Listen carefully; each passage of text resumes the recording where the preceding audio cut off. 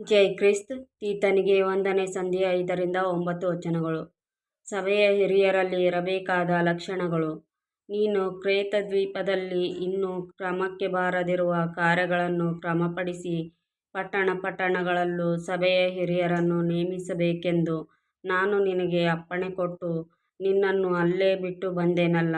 ಸಭೆಯ ಹಿರಿಯನು ನಿಂದಾರಹಿತನೂ ಏಕಪತ್ನಿಯುಳ್ಳವನೂ ಆಗಿರಬೇಕು.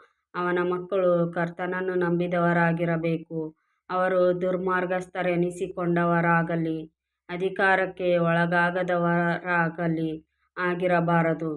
ಯಾಕಂದರೆ ಸಭಾಧ್ಯಕ್ಷನು ದೇವರ ಮನೆವಾರ್ತೆಯವನಾಗಿರುವುದರಿಂದ ನಿಂದಾರಹಿತನಾಗಿರಬೇಕು.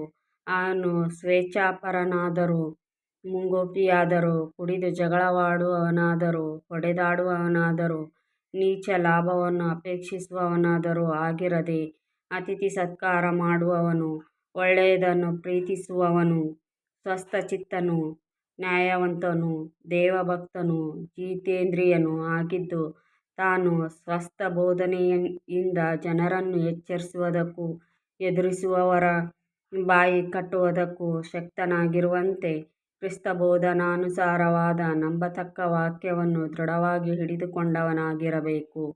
ಆಮೆನ್.